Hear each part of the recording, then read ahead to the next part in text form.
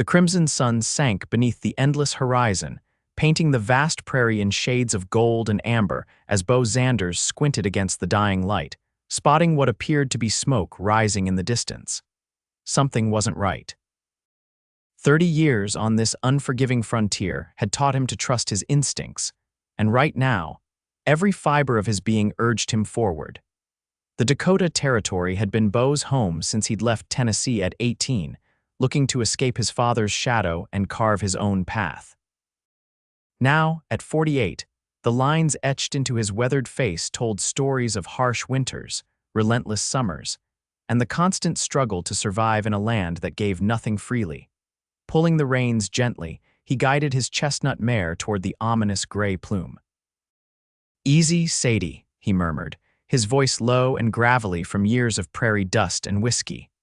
The horse snorted in response, ears flicking forward as they crested a small rise. What lay before them made Beau's blood run cold. A wagon, or what remained of one, smoldered in the dying light. Splintered wood and twisted metal scattered across the ground like broken toys. He'd seen Indian raids before, but this didn't bear the hallmarks of Sioux or Cheyenne. No arrows, no ritualistic patterns to the destruction. This was something else entirely. Drawing his Winchester rifle from its saddle holster, Beau approached cautiously, scanning the horizon for any sign of danger. The territory was lawless in 1874, and outlaws were as common as prairie dogs. He'd learned long ago that hesitation could be fatal. A soft moan stopped him in his tracks. There, partially concealed behind a section of charred wagon wheel, lay a woman.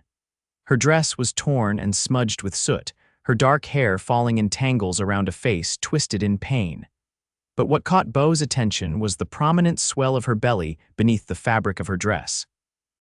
"Sweet Jesus," he whispered, quickly dismounting and approaching with careful steps, his rifle still at the ready.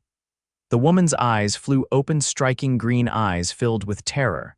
She tried to scramble away, one hand protectively covering her belly. "Easy now," Beau said, immediately lowering his weapon. "I ain't here to harm you." Her gaze darted frantically around the desolate landscape. "Where are they?" she gasped, voice barely above a whisper. "Who?" "The men who did this." Her breath came in sharp, panicked bursts. "They killed Thomas, my husband. They took everything." Beau knelt beside her, keeping a respectful distance. "They're gone now. I'm alone."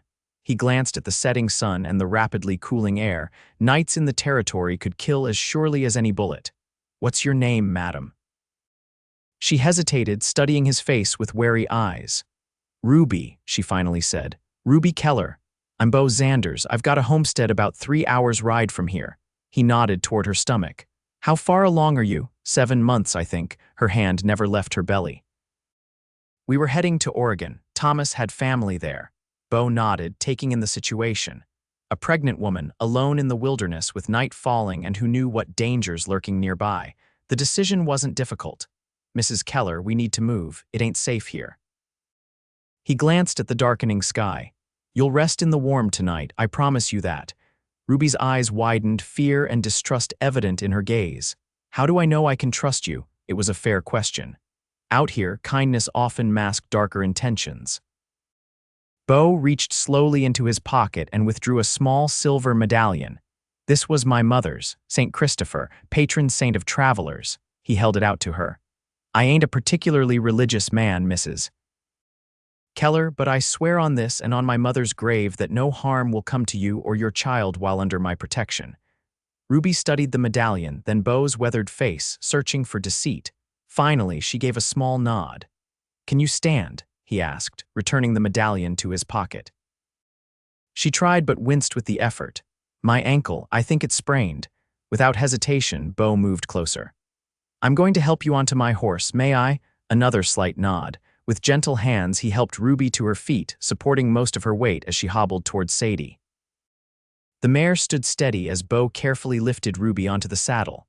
"What about Thomas?" Ruby asked, looking back at the smoldering ruins. Beau's expression darkened. "I'll come back tomorrow, give him a proper burial, but right now, you and your little one need shelter." He gathered what few salvageable items remained: a singed blanket, a small leather-bound book that had somehow escaped the flames, and a battered tin box that Ruby indicated was important. Then, leading Sadie by the reins, Beau began the long journey home, walking beside the horse so as not to burden the animal with two riders. As they traveled, the stars emerged one by one, illuminating the vast prairie with silver light. Ruby sat stiffly in the saddle, one hand gripping the horn, the other protectively cradling her belly. "Were you born out here, Mr. Xanders?" she asked after nearly an hour of silence, perhaps seeking distraction from her grief and pain. "Tennessee originally," he replied, his eyes constantly scanning their surroundings. "Came west when I was about 18. That was 1844, long time ago now. And your family," a muscle in Beau's jaw tightened, "don't have none, not anymore." Something in his tone discouraged further questions on that subject, and Ruby fell silent again. As they continued, Beau occasionally stole glances at his unexpected companion. Despite her disheveled state and the tragedy she'd just endured, there was a quiet strength about Ruby Keller. He'd seen that kind of resilience before in frontier women, the ones who survived out here, did so because they had grit beneath their gentility. The journey stretched longer than Beau had anticipated, having to move slowly for Sadie's sake and stopping periodically to let Ruby rest.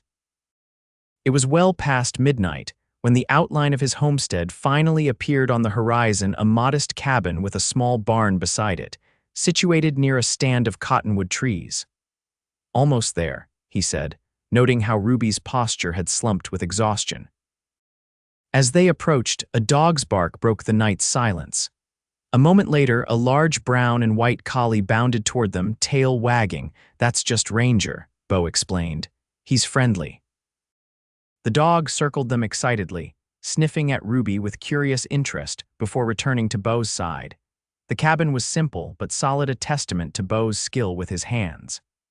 Built of sturdy logs with a stone chimney, it stood as a defiant outpost against the wilderness. A small vegetable garden, now dormant for the approaching winter, sat alongside the eastern wall. Beau helped Ruby down from the saddle, supporting her weight as she tested her injured ankle. "Let's get you inside." The interior of the cabin was surprisingly orderly for a man living alone. A large stone fireplace dominated one wall, with a small kitchen area adjacent. A wooden table with two chairs sat in the center of the main room. Through an open doorway, a bed was visible in a small adjoining room. Beau quickly set about lighting the lamps and stoking the banked embers in the fireplace. Within minutes, a cheerful fire crackled, pushing back the chill of the night. "You'll take the bed," he said matter-of-factly, moving to fill a kettle with water from a barrel near the door. "I couldn't possibly. No argument necessary, Mrs. Keller." He hung the kettle over the fire. "I've slept on worse than a floor in my time." Too exhausted to protest further, Ruby sank into one of the wooden chairs, wincing as she stretched her injured ankle. "Let me take a look at that," Beau said, kneeling before her. With gentle hands, he removed her boot and examined the swollen ankle. "Not broken, I don't think, just a bad sprain." He retrieved a strip of clean cloth from a chest and wrapped the ankle with practiced efficiency. "You get some rest. We'll figure things out come morning." Ruby nodded, fatigue etched in every line of her face. "Thank you, Mr. Xanders. I don't know what would have happened if you hadn't come along." Beau merely nodded, uncomfortable with gratitude. "There's a nightdress of my sister's in the chest beside the bed. It's clean, might be a bit big, but it'll do for sleeping." Ruby's eyebrows rose slightly at the mention of a sister, but she didn't pry. After ensuring she had everything she needed, Beau retreated outside to tend to Sadie, giving Ruby privacy to change and settle in. When he returned, she was already asleep, her face relaxed in slumber, one hand still resting protectively over her unborn child. Beau spread his bedroll on the floor near the fire, Ranger curling up beside him. Sleep, however, proved elusive. His mind kept returning to the smoldering wagon and the woman now sleeping under his roof. There was more to Ruby Keller's story, he was certain. The attack hadn't been random. In his experience, nothing out here ever was. As dawn broke over the eastern horizon, casting long shadows across the cabin floor, Beau rose quietly, careful not to disturb his sleeping guest. Ranger padded after him as he stepped outside into the crisp morning air. The day ahead would be long. He needed to return to the burned wagon, bury Ruby's husband, and try to piece together exactly what had happened. But first, breakfast. By the time Ruby awakened, Beau had coffee brewing, salt pork sizzling in a cast iron pan, and biscuits baking in the Dutch oven nestled among the coals. "Good morning," he said as she emerged from the bedroom, dressed again in her own clothes, though she'd clearly attempted to clean them as best she could. Her dark hair was neatly braided, and despite the circumstances, she carried herself with dignity. "You slept well, I hope." Beau asked, pouring a cup of coffee. Ruby nodded, lowering herself carefully into a chair. "Better than I expected." She accepted the coffee gratefully. "You didn't have to go to all this trouble with breakfast." "No trouble. Need to eat anyway." He placed a plate before her: salt pork, biscuits, and some preserved apples he'd put up last fall. "Eat what you can. You're feeding too, after all." For a moment, genuine gratitude softened her features. Then, as if remembering her situation, grief shadowed her eyes again. "I need to go back to the wagon today," Beau said after they'd eaten in companionable silence for a while. "Give your husband a proper burial." Ruby set down her fork. "I should come with you." "That ain't necessary, Mrs. Keller. Your ankle." "He was my husband, Mr. Xanders." Her voice was quiet but firm. "I need to say goodbye properly." Beau studied her for a long moment, then nodded. "We'll take it slow. Your ankle needs rest, but I understand wanting to be there." After breakfast, Beau hitched his wagon, a practical farm wagon rather than the covered prairie schooner that had been Ruby's home. He helped her up onto the seat, ensuring she was comfortable before climbing up beside her. With Ranger trotting alongside and Sadie tied to the back, they set off toward the site of the attack. As they traveled, Beau noticed Ruby's hands nervously twisting a gold wedding band on her finger. "Tell me about Thomas," he said, hoping conversation might ease her anxiety. Ruby glanced at him, surprised by the question. "He was a teacher, back in Illinois." A small, sad smile touched her lips. "Always had his nose in a book. He wanted to start a school in Oregon." "How'd you two meet?" "I worked at the general store in our town. He came in looking for a particular book on mathematics. I ordered it special for him." Her smile widened slightly at the memory. "He came back every day for 2 weeks, asking if it had arrived yet. I think the book was just an excuse to talk to me." "Sounds like a good man." "He was." Ruby's voice caught. He was so excited about the baby, had all these plans. She trailed off, staring at the horizon. "What happened yesterday?" Beau asked gently. "The men who attacked you, did you know them?" Ruby's expression clouded. "No, they came out of nowhere, 6 of them.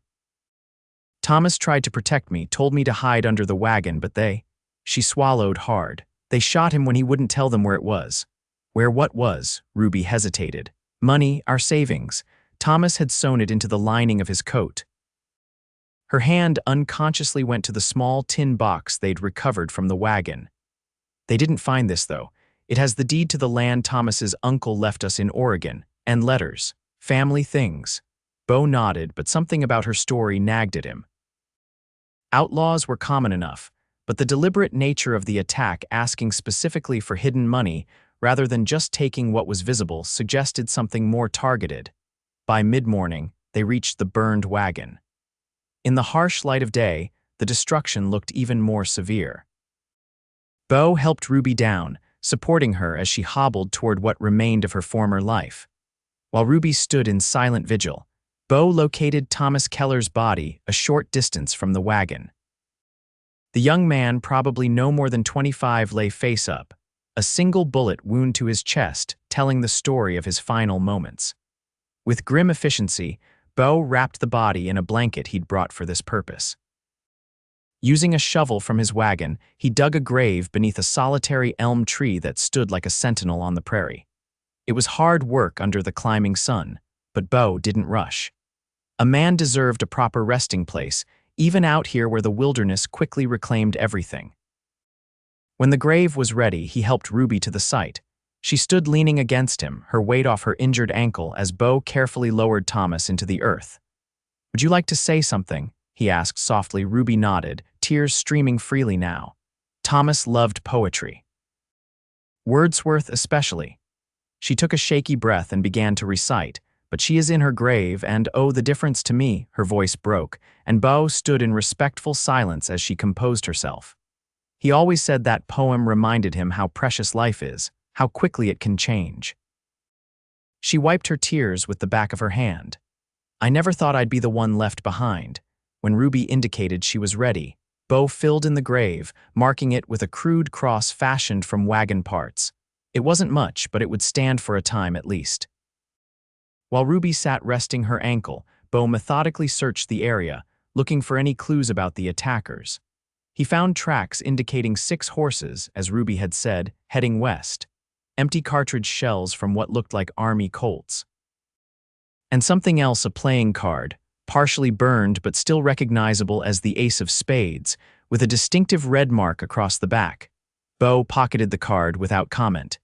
He'd seen its like before, years ago. A calling card of sorts for the Blackwell gang, notorious outlaws who'd terrorized parts of Kansas and Nebraska in the late 60s. But they'd reportedly disbanded after their leader, Samuel Blackwell, was killed in a shootout with Pinkerton agents in '71. If the Blackwells were back and operating in the Dakota Territory, that was troubling news indeed. By early afternoon, they'd salvaged what little remained of value from the burned wagon, a few cooking utensils, a water barrel that had miraculously survived intact, and a small trunk containing some of Ruby's clothing, singed but usable. "I'm sorry there isn't more," Beau said as he loaded these meager possessions into his wagon. Ruby shook her head. "Things can be replaced." Her hand went to her belly. "What matters is still here." The journey back to the homestead was quieter, both lost in their own thoughts. As they crested the final rise before Beau's property came into view, Ruby finally broke the silence. "I don't know what I'm going to do now," she admitted, her voice small against the vastness of the prairie. "I have no family back east. The land in Oregon is all I have left, but I can't possibly make that journey alone. Not now." Beau considered her words carefully before responding. "You're welcome to stay at my place until after the baby comes. It ain't much, but it's shelter and you'll be safe there." Ruby turned to look at him, studying his weathered face. "Why are you helping me, Mr. Xanders? You don't know me. You don't owe me anything." Beau kept his eyes on the trail ahead. "Out here, Mrs. Keller, we help each other because someday we might be the ones needing help." It's as simple as that. It wasn't the complete truth, but it was all he was ready to offer. The full story of another woman, another child, years ago was buried too deep to unearth for a stranger, no matter how desperate her situation. Ruby seemed to accept his explanation. "Then I'm grateful, Mr. Xanders, and I won't be idle while I stay. I may be with child, but I'm not helpless. I can cook, clean, mend." "We'll manage just fine," Beau assured her, guiding the horses down the final stretch toward home. The days that followed fell into a rhythm of sorts. True to her word, Ruby insisted on contributing to the household. Despite her injured ankle, she took over the cooking, proving herself far more skilled at the task than Beau. Her biscuits were lighter, her stews more flavorful, and she even managed to bake a passable apple pie using the last of Beau's preserved fruit. For his part, Beau continued his daily chores, tending to the small herd of cattle he kept, chopping firewood in preparation for the coming winter, and hunting to supplement their stores. He also made discreet inquiries during his weekly trip to the nearest trading post, trying to gather information about any outlaw activity in the area. The proprietor, a grizzled old-timer named Emmett who'd been in the territory since the '50s, shook his head at Beau's questions. "Ain't heard nothing about the Blackwells in years," he said, measuring out coffee beans. "Thought they were all dead or in prison." "Might not be them specifically," Beau conceded. "Could be someone using their methods," Emmett snorted. "Using a calling card ain't exactly a unique idea." "Could be anyone. 6 men, though, organized, knew exactly what they were looking for." "You thinking of going after them?" Emmett raised a bushy eyebrow. "Thought you left that kind of work behind years ago." Beau's expression hardened. "I did, just want to know if there's danger heading my way." "Well, I'll keep my ears open," Emmett promised. "By the way, heard you got yourself some company out at that homestead of yours." News traveled fast on the frontier, even with homesteads spread miles apart. "Widow woman," Beau explained briefly. Lost her husband to those outlaws I mentioned. She's expecting. Needs a place to stay until the baby comes. Emmett studied Beau for a long moment. Just be careful, old friend. Frontier's no place for getting attached to people. They either leave or die. You know that better than most. Beau left the trading post with his supplies and Emmett's warning echoing in his mind. The old man wasn't wrong. In 30 years on the frontier, Beau had learned that lesson the hard way, more than once. But as he approached his homestead and saw Ruby hanging laundry on the line, her dark hair catching the sunlight, something long dormant stirred within him. It wasn't just that she was beautiful, though she certainly was. It was the quiet dignity with which she carried her grief, the determination to continue despite everything she'd lost. Need any help with that? He called as he dismounted. Ruby turned, a smile lighting her face. I've got it. Your shirts are nearly dry already in this wind. She nodded toward his saddlebags. Good trip to town, good enough. He began unloading his purchases. Got flour, sugar, coffee, some fabric Emmett had, thought you might need it for, you know. He gestured vaguely toward her growing belly. Ruby's eyes widened at the bolt of soft blue cotton. Mr. Xanders, you shouldn't have, Beau, he corrected her. Think after 3 weeks of sharing a roof you can call me Beau. A faint blush colored her cheeks. Beau then, and I suppose you should call me Ruby. He nodded, oddly pleased by this small intimacy. I also picked up some peppermint candy. Emmett says his wife craved sweet something fierce when she was expecting. Ruby accepted the small paper bag with genuine delight. How thoughtful, Thomas never. She stopped herself, the smile fading slightly. Beau busied himself with the rest of the supplies, giving her a moment to compose herself. Thought we might have chicken for supper. Shot a prairie hen on the way back. That sounds perfect, Ruby said, collecting the last of the dry laundry. I found some wild onions growing near the creek. They'll go nicely with it. As September gave way to October, the prairie began to prepare for winter. The grasses turned golden, then brown. Mornings dawned with frost glittering on the ground, melting away as the sun climbed higher. Beau worked from dawn to dusk, ensuring the homestead was prepared for the harsh months ahead. Ruby's ankle healed, allowing her to move about more freely, though her advancing pregnancy made certain tasks difficult. She was in her 8th month now, her belly prominent beneath the looser dresses she'd sewn from the fabric Beau had purchased. One evening, as they sat by the fire after supper, Ruby suddenly gasped, her hand flying to her stomach. Beau was on his feet instantly, alarm etched on his face. What is it? Is it time? Ruby laughed, the sound rich and warm in the cozy cabin. No, not yet. The baby is kicking, very enthusiastically. She hesitated, then asked, would you like to feel it? Beau stood frozen, uncertainty plain in his expression. Then, with a gentleness that belied his rugged exterior, he knelt beside her chair and placed his large, calloused hand where she indicated. For a moment, nothing happened. Then he felt it a definite thump against his palm. His eyes widened in wonder. Strong little thing, he murmured. Like its father, Ruby said softly, then added, and hopefully as kind as its guardian angel. Their eyes met, and something passed between them, something neither was ready to name but both felt with startling clarity. Beau withdrew his hand, clearing his throat. I should check on the livestock before turning in, of course. Ruby watched him don his coat and head out into the night, a thoughtful expression on her face. Outside in the crisp autumn air, Beau took several deep breaths, trying to calm the unexpected surge of emotions. He hadn't allowed himself to feel this way about anyone since Caroline. Since the tragedy that had sent him fleeing Tennessee all those years ago.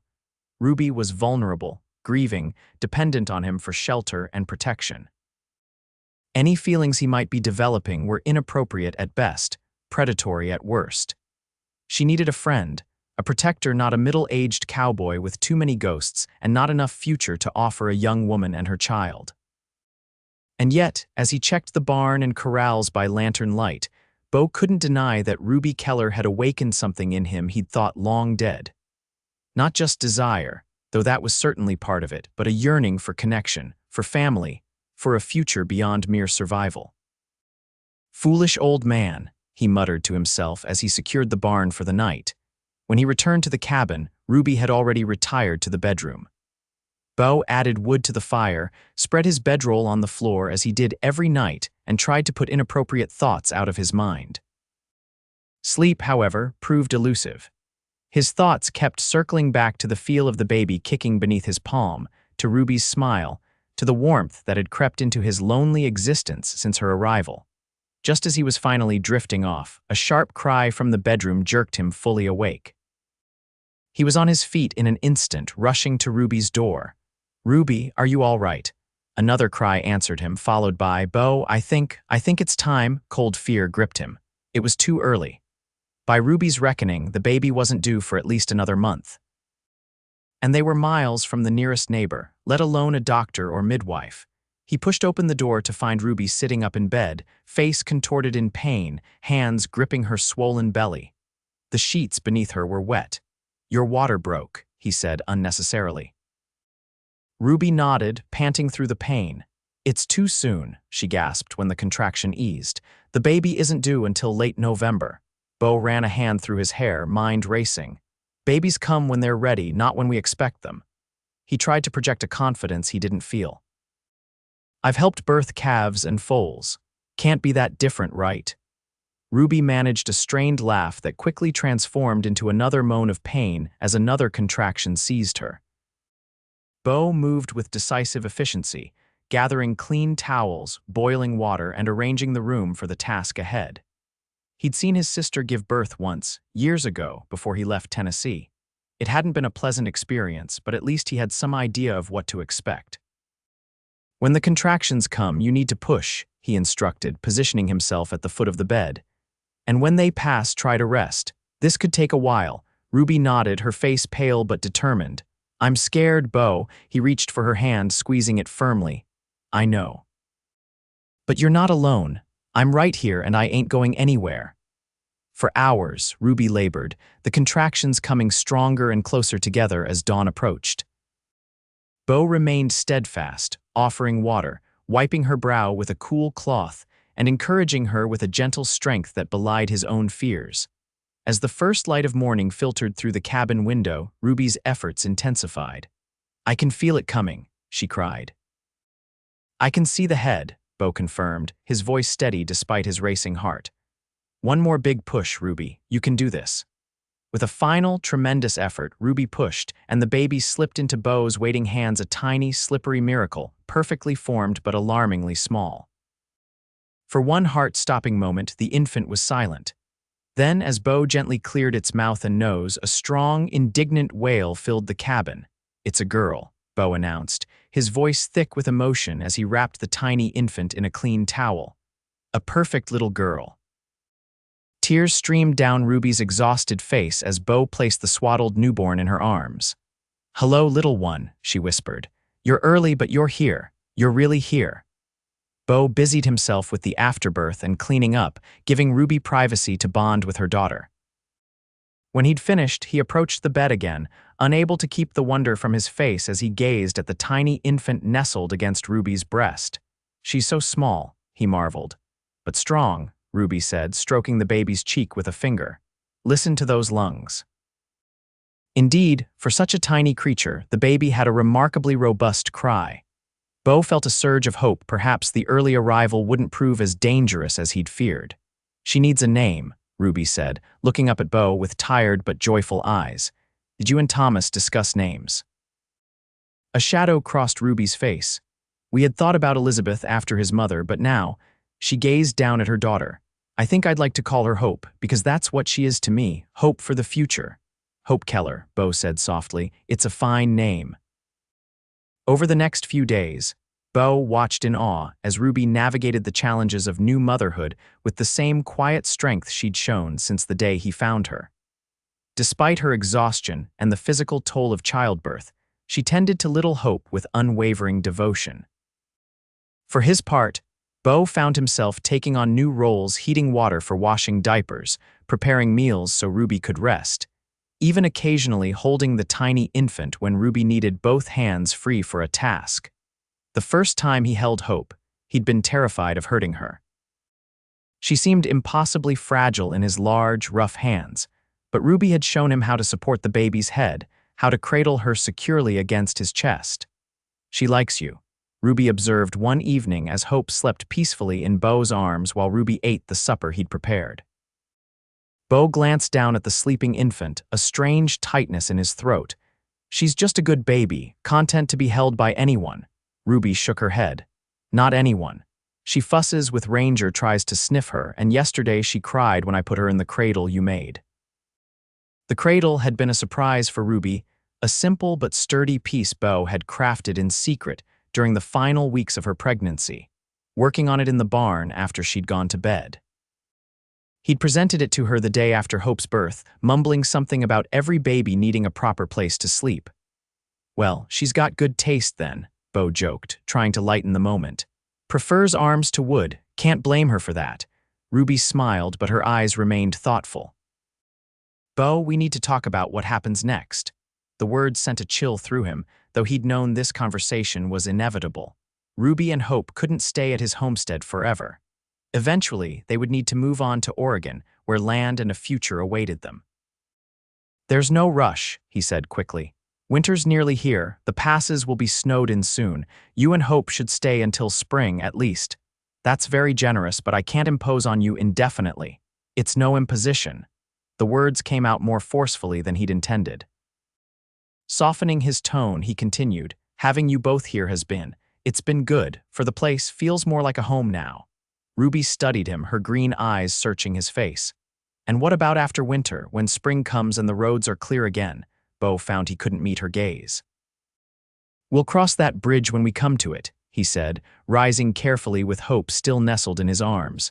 For now, you both need rest and recovery. That's all that matters. He returned Hope to Ruby, their fingers brushing in the exchange, sending an unexpected warmth through his weathered hands. Before she could press the issue further, Beau excused himself to tend to the evening chores. Outside, the first snowflakes of the season were beginning to fall, dusting the prairie in a fine white powder. Winter had arrived, bringing with it a temporary reprieve from difficult decisions. For a few months at least, Ruby and Hope would remain under his roof, filling his solitary life with their presence. Beau wasn't sure if that was a blessing or a cruel preview of what he would eventually lose. Either way, he found himself grateful for the snowfall and the isolation it would bring. As winter settled fully over the Dakota territory, the world outside the cabin disappeared beneath a blanket of white. Snowdrifts piled against the walls, and the windows frosted over with delicate patterns. Inside, however, warmth prevailed not just from the constant fire Beau maintained, but from the life that now filled the small space. Hope thrived despite her early arrival. Each day, she seemed to grow stronger, her cries more vigorous, her grip on Ruby's finger more determined. Her eyes, initially the slate blue of all newborns, began to show hints of changing to green, like her mother's. Ruby recovered well from the birth, gradually resuming household tasks as her strength returned. She insisted on contributing, refusing to be treated as a guest rather than a partner in maintaining the homestead. The word partner lingered in Beau's mind, carrying implications he tried not to dwell on. Yet as December deepened and Christmas approached, he found himself increasingly unable to imagine his life returning to solitude once spring arrived. One evening, as a blizzard howled outside, Ruby sat by the fire nursing Hope while Beau whittled a small wooden horse, a Christmas gift for the baby, though he knew she was too young to appreciate it.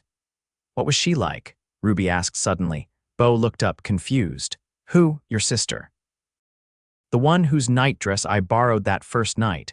Beau's hands stilled. He rarely spoke of Sarah, even in his own thoughts. She was younger than me by 6 years, he finally said.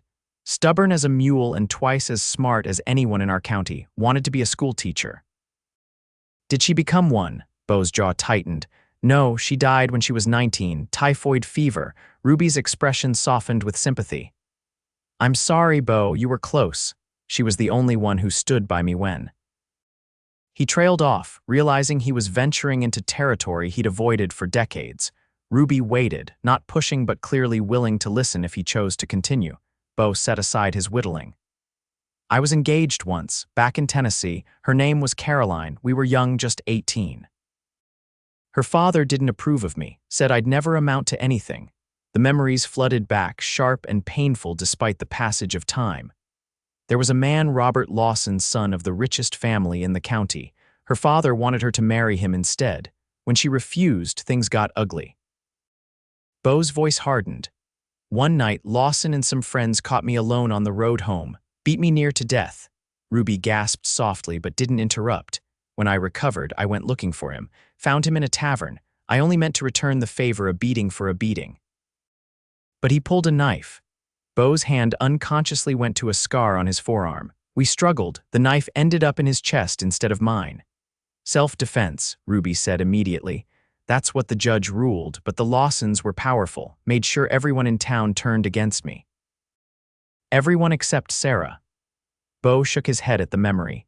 She brought me food when no one would sell to me, tended my wounds when the doctor refused to see me, said I should leave, start fresh somewhere else. So you came west.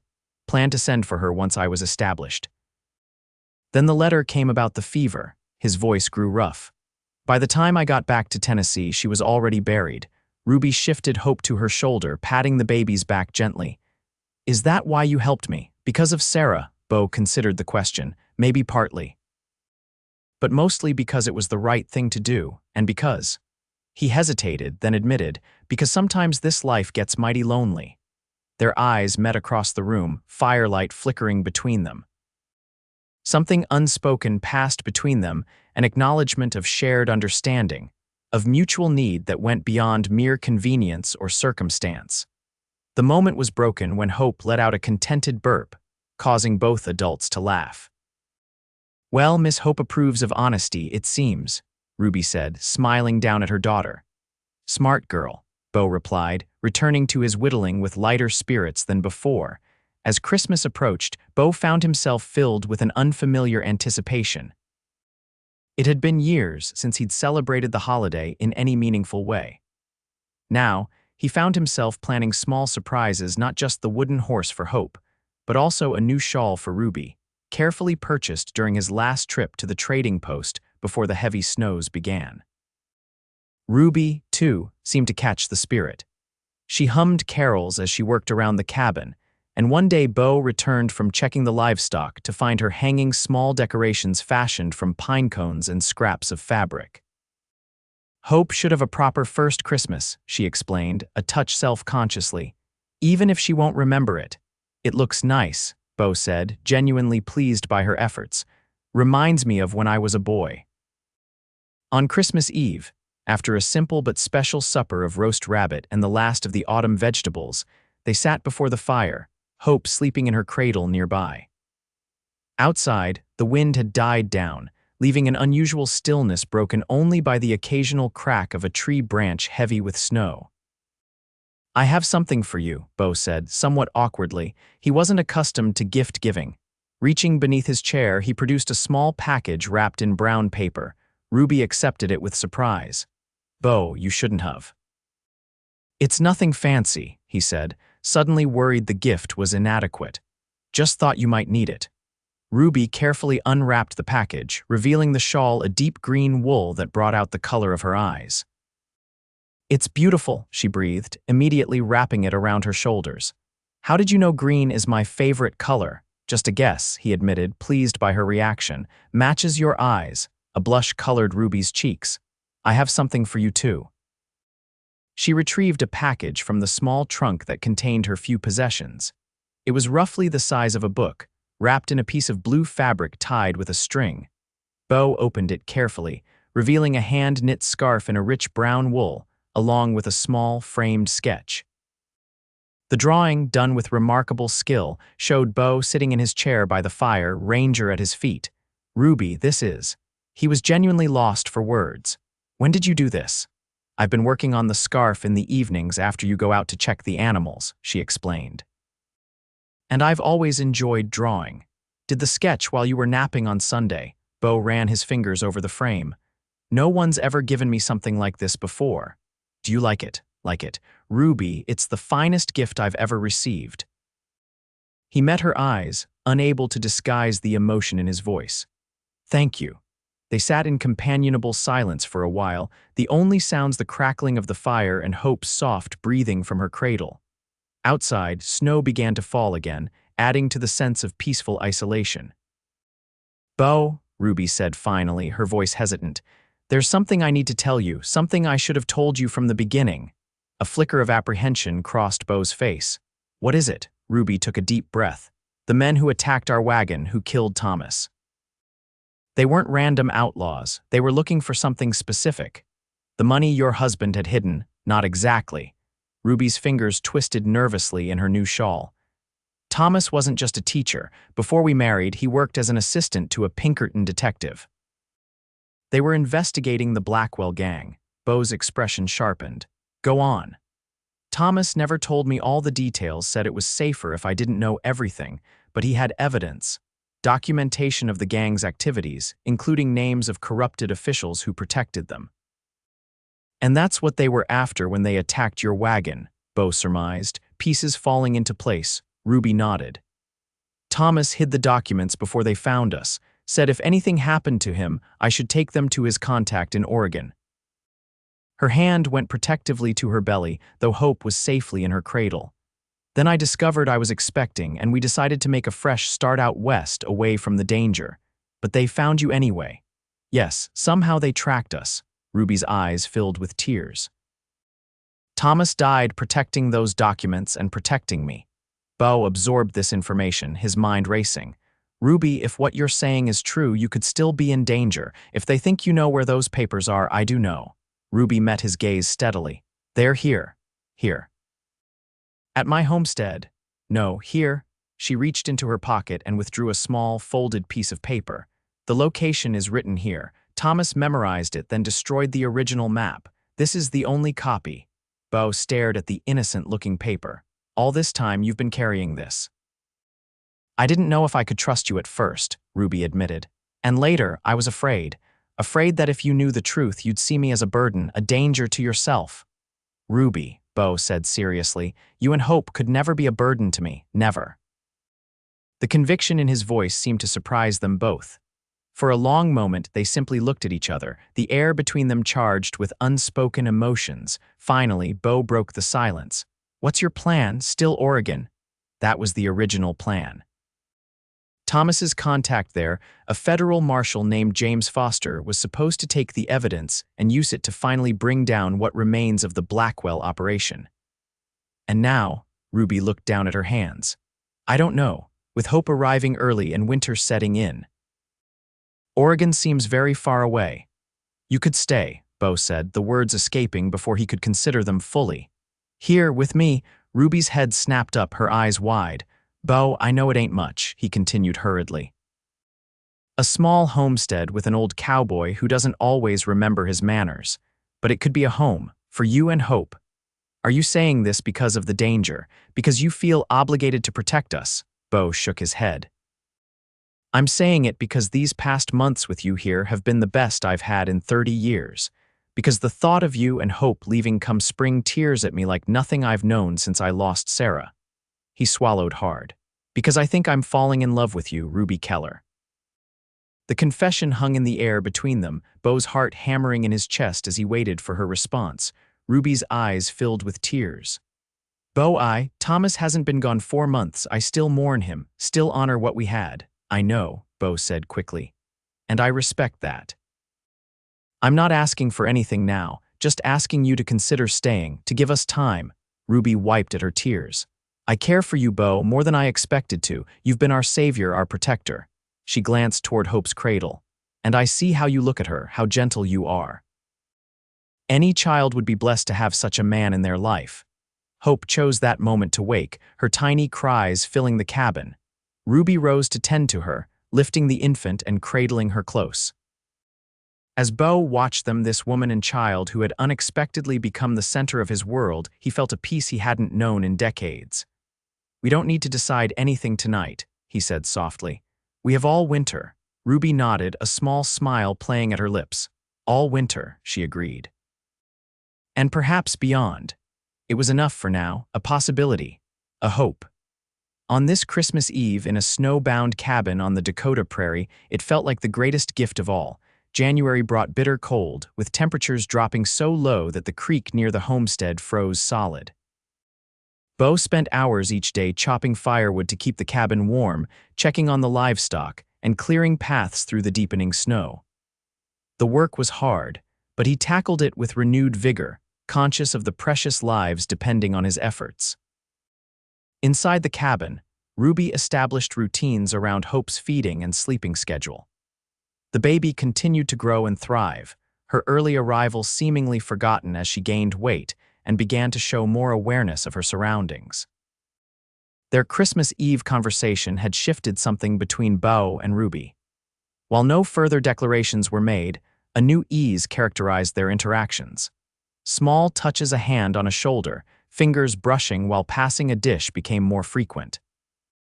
They began to share stories of their lives before meeting, filling in the gaps of understanding between them. Ruby spoke of her childhood in Illinois, the daughter of a blacksmith who had encouraged her love of books and drawing. Beau shared tales of his early years in the territory, the mistakes he'd made and lessons learned the hard way.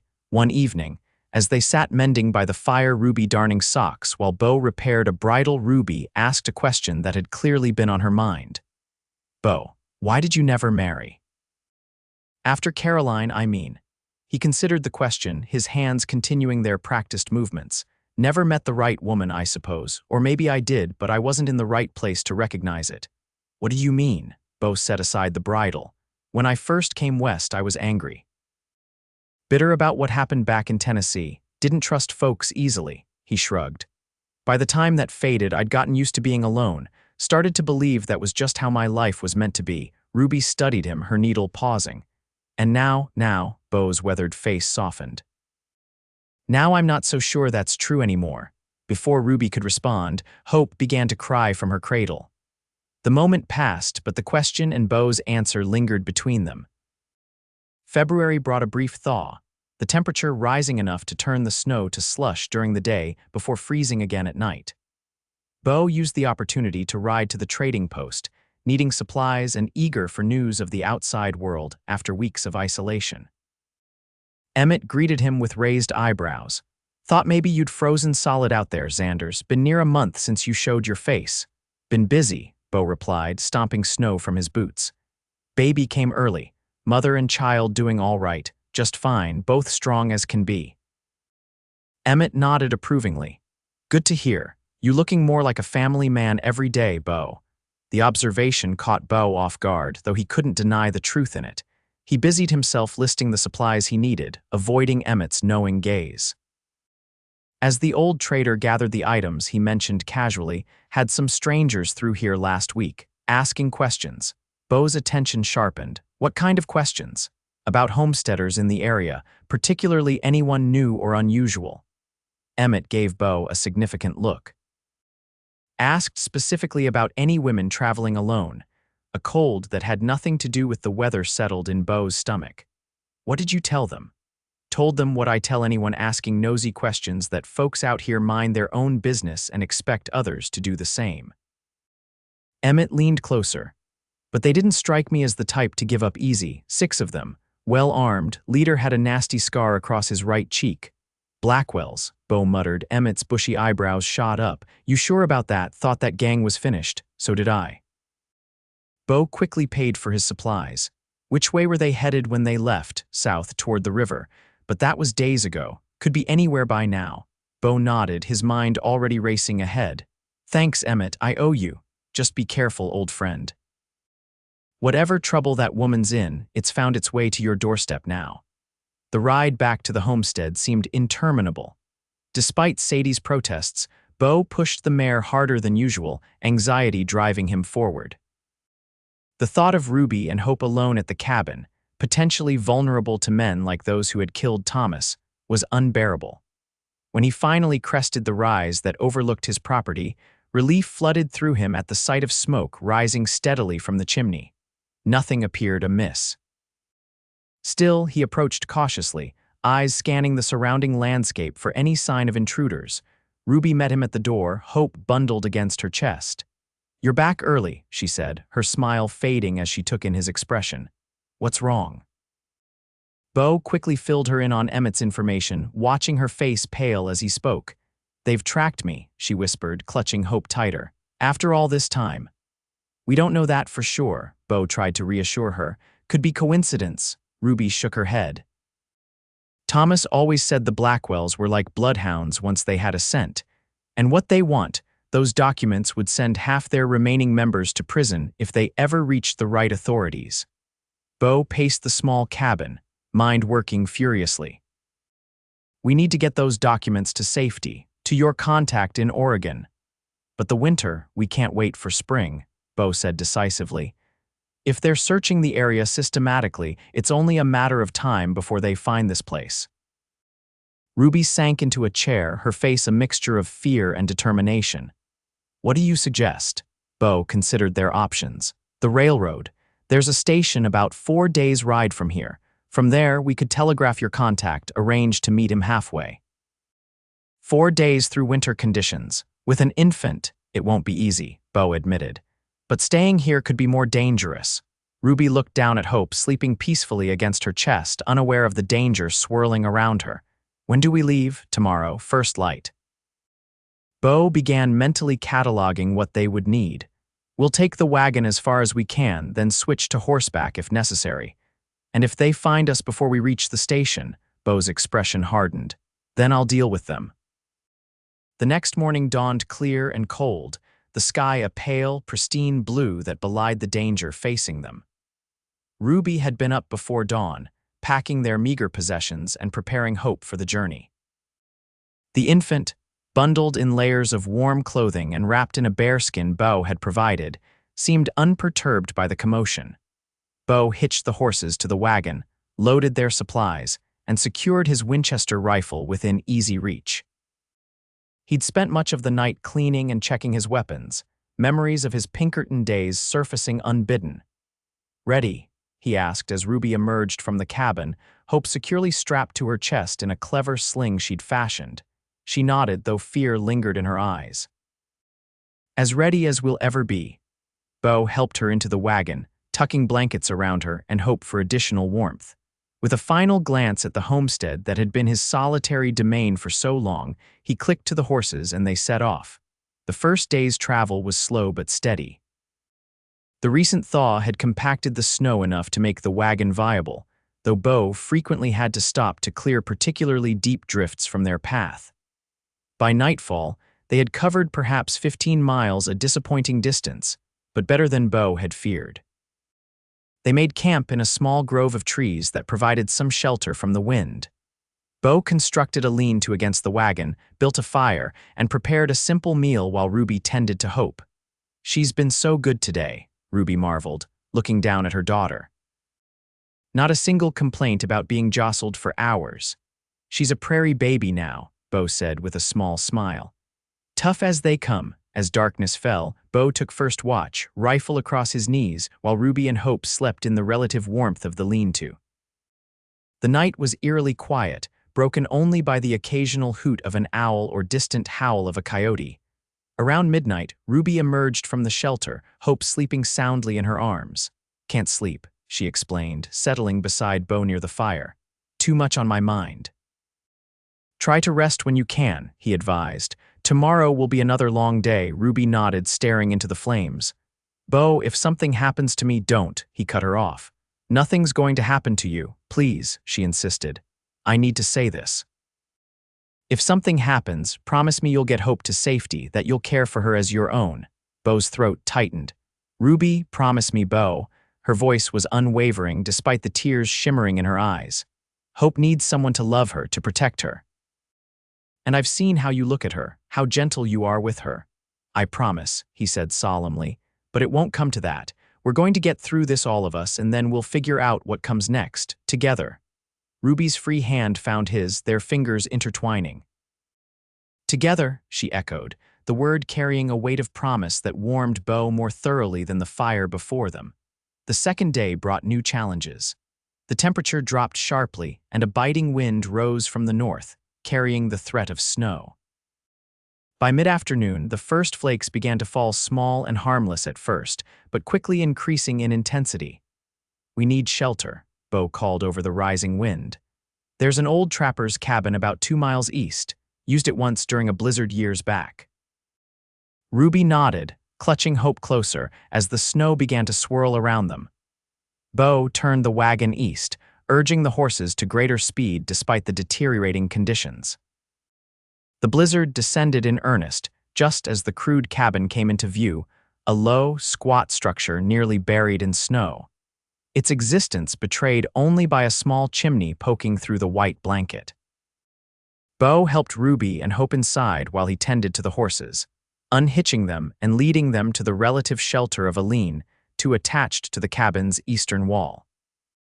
By the time he'd secured the animals and retrieved their essential supplies from the wagon, the storm had reached full fury, visibility reduced to mere feet. Inside, Ruby had already located the cabin's small stove and was attempting to light a fire with trembling hands. "Here, let me," Beau said, taking over the task. Soon, a small but determined blaze was crackling in the stove, pushing back the bone-deep chill of the cabin. The space was cramped but functional, a single room with a rough wooden platform that served as a bed, a small table with a 3-legged stool, and the iron stove. Dusty furs hung on one wall, left behind by the trapper who had once called this place home. "Could be worse," Beau said, trying to sound optimistic. "Roof's intact, and there's plenty of firewood stacked outside under the lean-to." Ruby managed a wan smile, adjusting Hope in her arms. The baby had begun to fuss, perhaps sensing the tension in her mother. "How long do you think the storm will last?" she asked as Beau hung their wet outer garments near the stove to dry. "Hard to say. Could be hours, could be days." He glanced at their supplies, mentally calculating. "We have enough food for a week if we're careful, water we can melt from snow." Ruby nodded, gently rocking Hope as the infant's fussing intensified into full-throated cries. "She's hungry," she explained, moving to the platform bed to nurse more comfortably.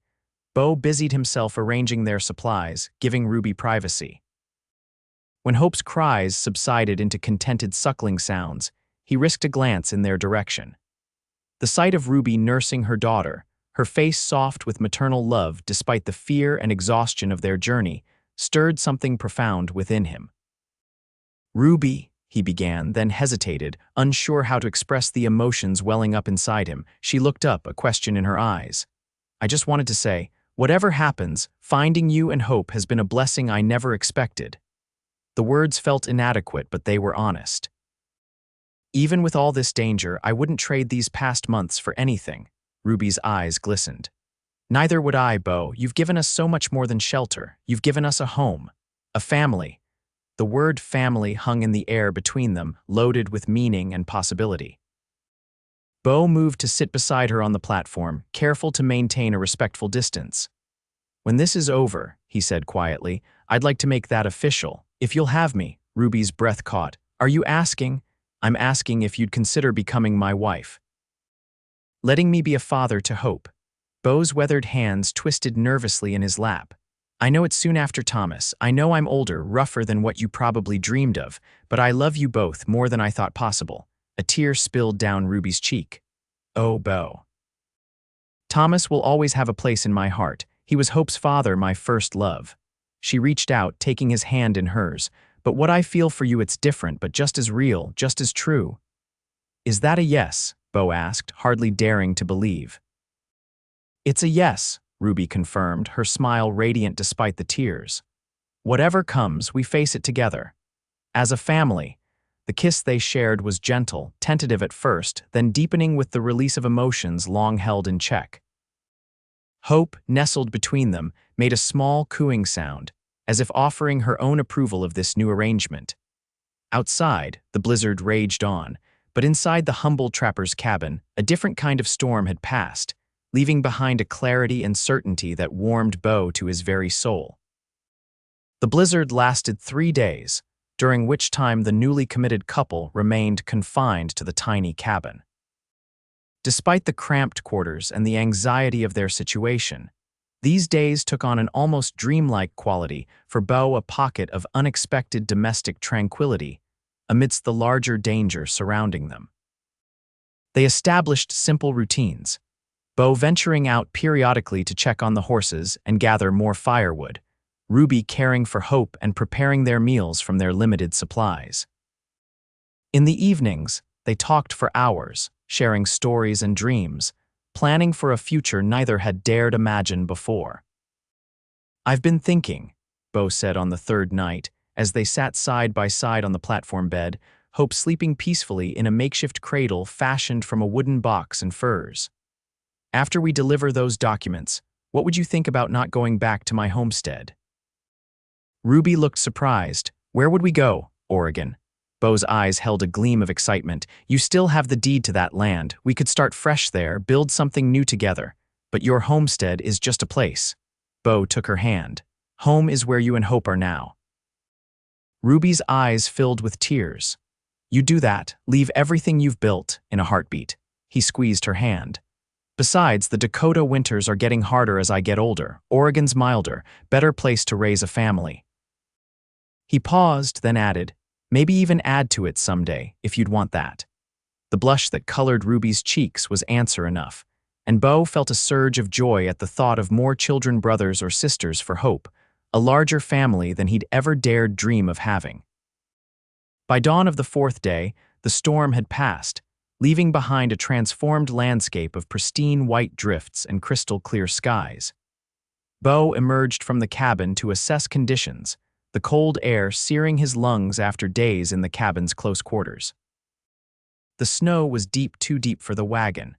"We'll need to switch to horseback," he told Ruby when he returned inside. "Pack only what's essential." Ruby nodded, already sorting through their belongings.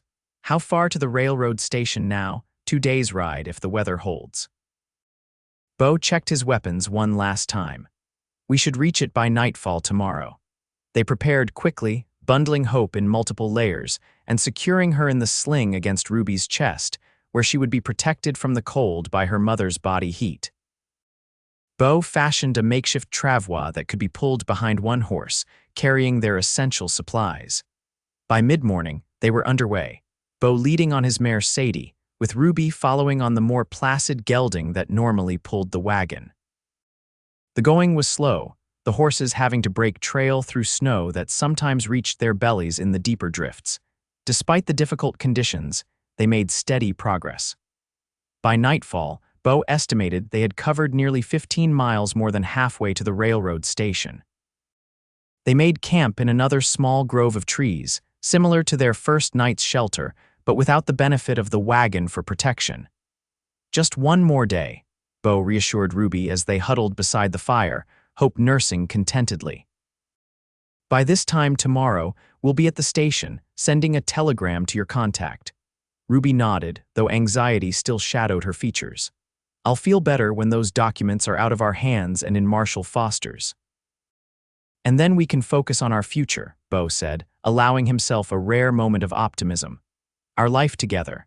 They retired early, needing rest for the final push to the station. Beau took first watch again, his Winchester across his knees, senses alert for any sign of danger. The night was quiet, almost unnaturally so, with even the wildlife seeming to have retreated in the wake of the blizzard. Around midnight, as Beau was about to wake Ruby for her turn at watch, a distant sound caught his attention. He froze, head tilted, straining to hear. There it was again, the faint jingle of a bridle, quickly muffled. Someone was approaching, trying to move quietly with practiced stealth. Beau woke Ruby, placing a hand over her mouth to prevent any sound of surprise. Her eyes flew open, immediately alert. "Riders," he whispered, barely audible. "Stay here with Hope. If you hear shooting, take the horse and head northeast. There's another homestead about 10 miles in that direction. Man named Wilson. Tell him Beau sent you." "No," Ruby whispered back fiercely. "We stay together." "Ruby, please, I have the documents." "If they're here for them, separating won't help." Her voice was calm despite the fear in her eyes. "We face this together like we promised." Before Beau could argue further, a voice called from the darkness beyond their small circle of firelight. "That's a mighty nice fire you got there, friend." "Mind if we warm ourselves?" Beau stood slowly, rifle ready but not aimed. "Show yourselves first. Man likes to see who he's inviting to his fire." There was a pause, then the sound of horses moving forward. Moments later, 6 riders emerged from the darkness, their features gradually revealed by the firelight. The leader, a tall man with a vivid scar running from his right eye to the corner of his mouth, smiled without warmth. "Evening, folks. Nasty weather for traveling, ain't it?" "Can be," Beau replied neutrally, sizing up the group. All were armed, their hands resting casually near their weapons. "What brings you out on such a night? Looking for old friends," the scarred man said, his gaze shifting to Ruby, who stood protectively cradling Hope. "And it seems we found one. Evening, Mrs. Keller, been quite a chase you've led us on." Ruby's chin lifted defiantly. "I don't believe we've met, Mr. Blackwell, Michael Blackwell." His smile widened, revealing tobacco-stained teeth. "Samuel's younger brother. And while we haven't met formally, your late husband and I had some unfinished business." "Whatever business you had with Thomas died with him," Ruby said, her voice steady despite the danger. Michael Blackwell shook his head. "Not quite. See, your husband took something that belongs to me and my associates, documents that could cause us considerable inconvenience." "I don't know what you're talking about," Ruby lied smoothly. "Come now, Mrs. Keller, let's not play games. Your husband wasn't the type to keep secrets from his pretty wife." Blackwell's gaze hardened. "Those papers, where are they?" Beau stepped forward, positioning himself between Ruby and the outlaws. "The lady said she doesn't know." "And even if she did, what makes you think she'd hand them over to the men who murdered her husband?" Blackwell's eyes narrowed as he assessed Beau more carefully. "You look familiar, mister. Have we crossed paths before?" "Might have," Beau acknowledged. "I rode with the Pinkertons for a spell in the 60s. A low whistle escaped one of Blackwell's companions. "Told you he looked like Law, Mike." Blackwell raised a hand, silencing the man. "Ex-Pinkerton, huh? Interesting company you're keeping, Mrs. Keller." His attention returned to Beau. "Got a name, lawman?" "Xanders, Beau Xanders." Recognition flickered in Blackwell's eyes. "Xanders, I remember now. You were part of the team that cornered my brother in Nebraska." His expression darkened. "The one who put a bullet in his leg, making him too slow to escape the Pinkertons that killed him." Beau didn't correct the misunderstanding. Let Blackwell think he'd been directly involved in Samuel's death if it kept his attention away from Ruby and Hope. "That was a long time ago," Beau said evenly. "I'm just a homesteader now, playing house with a pretty widow and her baby." Blackwell's gaze shifted to Hope, and a coldness entered his voice that made Beau's blood run cold. "Touching. But it doesn't change the fact that we've come for those papers, and we won't be leaving without them." "Then we have a problem," Beau replied, his finger moving subtly to the trigger of his Winchester. "Because neither will we." Tension crackled in the air like the electricity before a thunderstorm. The other outlaws shifted on their horses, hands inching closer to their weapons. Beau calculated the odds 6-1, with Ruby and Hope to protect. Not good. Then, unexpectedly, Blackwell laughed.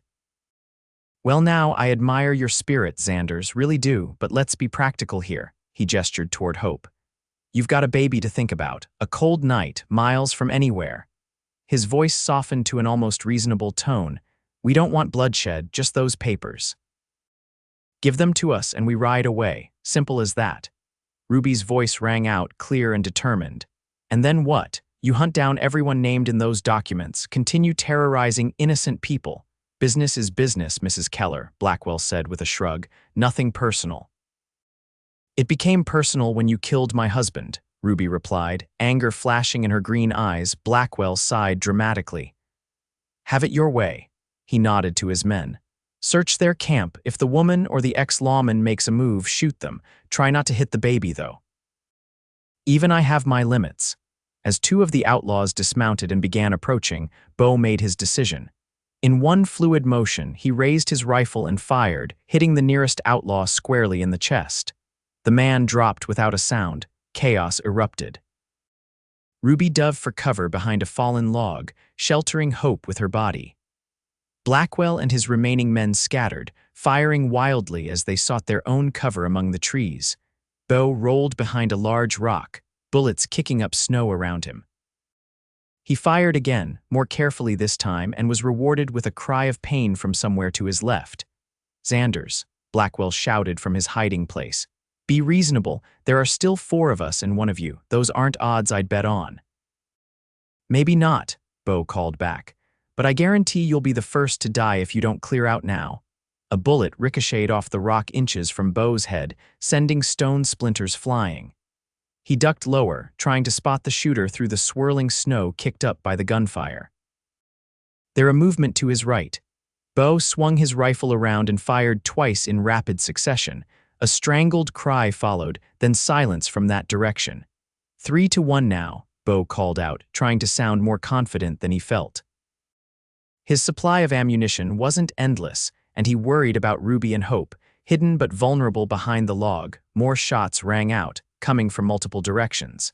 The outlaws were trying to flank him. Beau changed position, scrambling to a new vantage point behind a thick tree trunk. From there, he could see Ruby's hiding place more clearly and the outlaw creeping toward it from behind. Without hesitation, Beau stepped out from his cover and fired. The outlaw jerked backward, his own shot going wild, then collapsed face first into the snow. The movement exposed Beau, however, and he felt a white-hot pain tear through his left shoulder.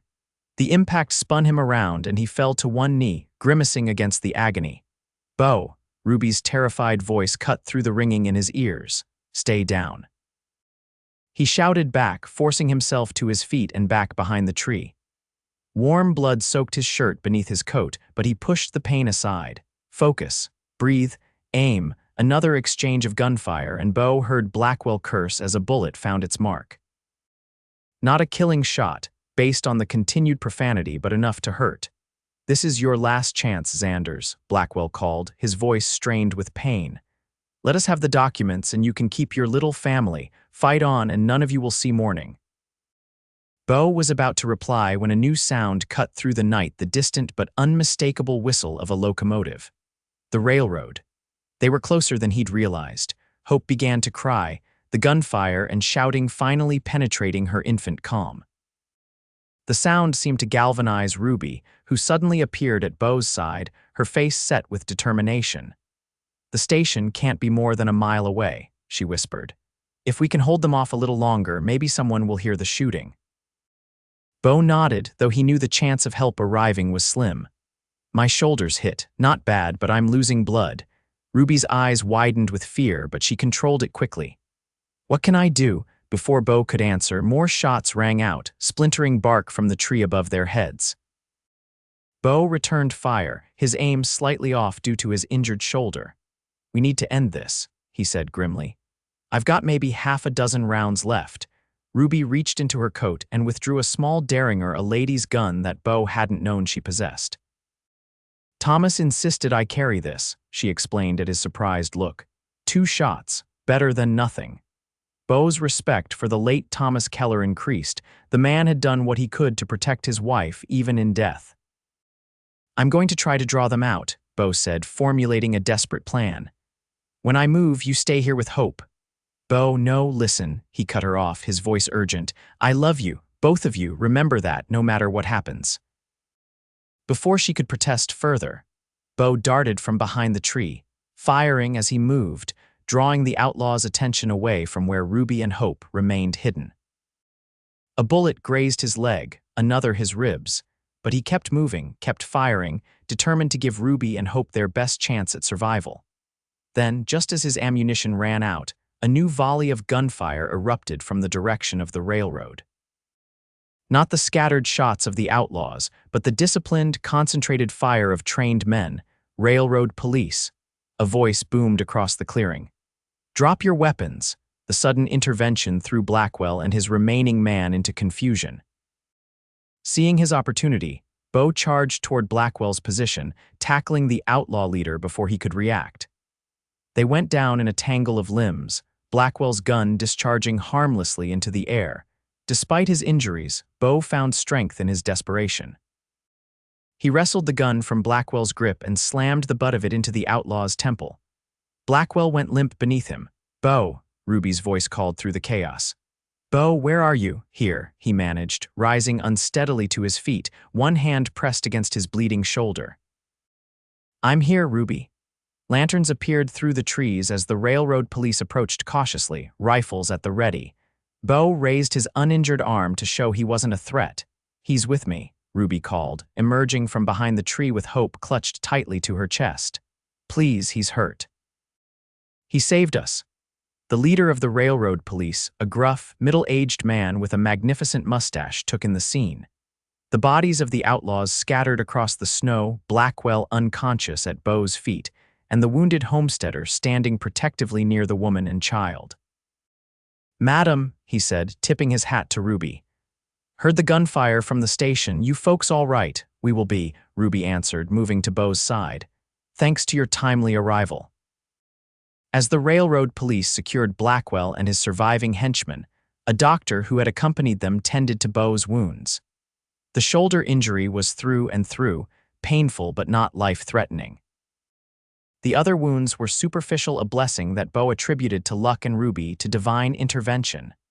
"The documents," Beau said suddenly, remembering the reason for their dangerous journey. "Ruby, the papers are safe," she assured him, patting her coat.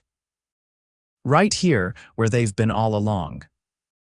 The railroad police captain, who introduced himself as Captain Harrison, listened with growing interest as Ruby explained about Thomas's work with the Pinkertons, the evidence against the Blackwell gang, and their planned journey to Oregon to deliver the documents to Marshal Foster. "We can help with that, madam," Harrison offered. "Send a wire to the marshal tonight. Have him meet you at the next major station up the line." "You do that?" Ruby asked, hope brightening her exhausted face. "After what you folks have been through to get that evidence, least we can do." Harrison glanced at Blackwell's unconscious form. "Besides, the Northern Pacific has had its own troubles with these outlaws. Be glad to see them brought to justice." With the immediate danger past and help at hand, the adrenaline that had sustained Beau began to ebb, leaving him light-headed and weak. Ruby noticed immediately, her arm going around his waist to support him. "You need rest," she said firmly. "Captain, is there somewhere we can take him?" "Station house has rooms for travelers," Harrison replied. "Not fancy, but warm and dry. We can move him there on a stretcher." Despite Beau's protests that he could walk, the stretcher was brought, and he was carefully transported to the small railroad station a half-mile away. Ruby walked alongside, Hope now sleeping peacefully again in her sling, oblivious to the night's dangers and her parents' narrow escape. As Beau was settled into a simple but clean bed in one of the station's rooms, Ruby sat beside him, holding his hand while the doctor finished bandaging his wounds. "You could have been killed," she said softly, when they were finally alone, "taking on those men by yourself." "Couldn't let anything happen to you and Hope," Beau replied, wincing as he shifted position. "Besides, I wasn't alone. You were there with that Derringer, ready to protect your child. Bravest thing I've ever seen." Ruby smiled through tears. "We protected each other. That's what family does." She leaned down to kiss him gently. "Rest now. We're safe." Beau squeezed her hand weakly. "The documents, Captain Harrison has already sent the wire to Marshal Foster. He'll meet us at Billings in 2 days. Ruby stroked Beau's weathered cheek. "It's over, my love, really over." As sleep began to claim him, Beau murmured, "Not over, just beginning." The following days passed in a blur of recovery and preparation. Beau's wounds, while painful, began to heal cleanly under the station doctor's care. Ruby and Hope settled into a routine in their temporary lodgings, Ruby refusing to leave Beau's side despite offers of more comfortable accommodations elsewhere in the small railroad town. Captain Harrison proved as good as his word, arranging for them to travel by train to Billings once Beau was strong enough. He also provided armed guards for the journey, taking no chances with the valuable evidence in their possession. Marshal Foster wired back, Harrison informed them on the morning of their departure. "He'll be waiting in Billings. Says to tell you he's been searching for you since he heard about Thomas's death." Ruby nodded, relief evident in her expression. "I was afraid he might have given up, thinking the evidence was lost." "Not the way he tells it," Harrison replied with a smile. "Says Thomas Keller was one of the finest men he ever worked with, and he owes it to his memory to finish what he started." The train journey to Billings was mercifully uneventful. Beau spent most of it gazing out the window at the passing landscape, marveling at the speed with which they covered distances that would have taken days on horseback. Beside him, Ruby pointed out sights to Hope, who was proving to be an excellent traveler, fascinated by the new experiences around her. "You think she'll remember any of this?" Beau asked as Hope cooed at the sight of a herd of antelope racing alongside the train. "Not consciously," Ruby replied. "But I like to think these experiences shape who she'll become, a girl who isn't afraid of new adventures, who knows there's a big world out there to explore." Beau smiled, reaching over to stroke Hope's soft cheek, just like her mother. Upon arriving in Billings, they were met by Marshal James Foster, a tall, imposing figure with iron gray hair and alert blue eyes that missed nothing. His stern expression softened considerably when he saw Ruby and Hope. "Mrs. Keller," he said, removing his hat. "I can't tell you how relieved I am to see you safe. When I heard about Thomas." He trailed off, emotion briefly overcoming his professional demeanor. "Thank you for coming, Marshal," Ruby replied warmly. "Thomas always spoke highly of you." Foster's gaze shifted to Beau, taking in his bandaged shoulder and the protective way he stood beside Ruby. "And you must be Xanders. Captain Harrison's wire mentioned your role in protecting Mrs. Keller and the evidence. The Justice Department owes you a debt of gratitude." "Just did what needed doing," Beau said simply. They adjourned to a private dining room in the hotel adjacent to the station, where Ruby finally handed over the documents that had cost so much blood and hardship. Foster examined them carefully, his expression growing grimmer with each page he turned. "This is even more comprehensive than I hoped," he said finally. "Names, dates, locations of operations, and most importantly, proof of corruption among officials we've long suspected but couldn't touch." He looked up at Ruby. "Thomas died protecting this information. I promise you his sacrifice won't be in vain." "What happens now?" Ruby asked. "I take these to Washington. Arrests will follow, lots of them.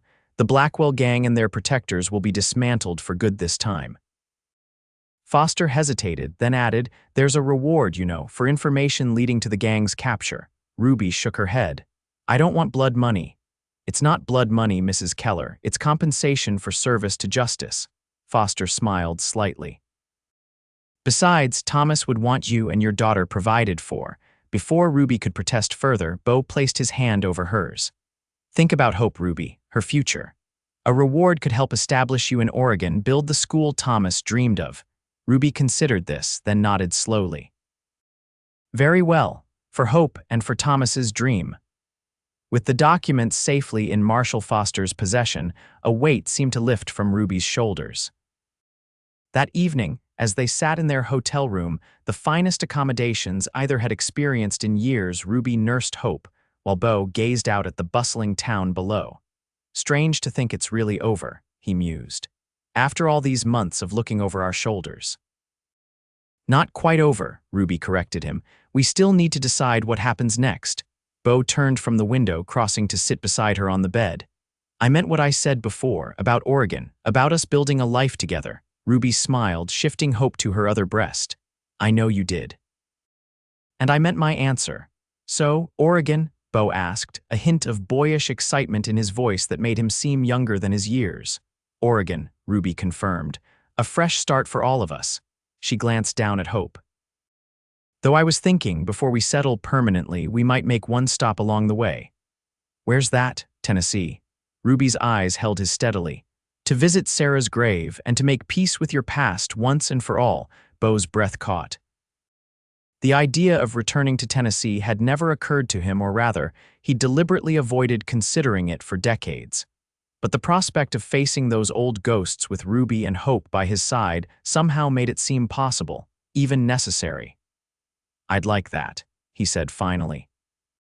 "Thank you for understanding. We all have pasts that shape us, Beau, the good and the bad." Ruby freed one hand to touch his cheek. "But what matters most is the future we choose to build from them." In that moment, surrounded by the simple luxury of the hotel room, with the woman he loved and the child he'd come to think of as his own, Beau Xanders felt something he hadn't experienced in 30 years, a sense of homecoming. Not to a place, but to a state of belonging, of purpose beyond mere survival. Spring arrived early that year, as if nature itself was eager to usher in the new chapter of their lives. By March, they were on a westbound train, their few possessions supplemented by practical purchases made with part of the reward money Marshall Foster had insisted they accept. The journey to Oregon took them through landscapes of breathtaking beauty, towering mountains, vast plains, rushing rivers that sparkled in the spring sunshine. Hope, now nearly 6 months old, thrived with each passing day, growing plumper and more alert to the world around her. Their first stop, however, was a small town in eastern Tennessee that Beau barely recognized after more than 3 decades away. The main street had been widened, new buildings had replaced many he remembered, and the faces were all strangers, all except one. "Beau Xanders," gasped the elderly woman who answered the door of the small house near the church. "Lord above, I never thought to see you again in this life." "Hello, Mrs. Patterson," Beau replied, hat in hand, Ruby and Hope beside him. "Been a long time." Martha Patterson had been Sarah's best friend, the one who had written to inform Beau of his sister's death. Now in her 70s, she welcomed them into her home with the same warmth and lack of judgment she'd shown the outcast Beau all those years ago. "Sarah would be so pleased," she said, serving them tea in her small parlor. "She always said you'd find happiness eventually once the wounds healed." "Took longer than she probably expected," Beau admitted, glancing at Ruby with a smile. "But she was right, as usual, Mrs. Patterson directed them to Sarah's grave in the small cemetery behind the church.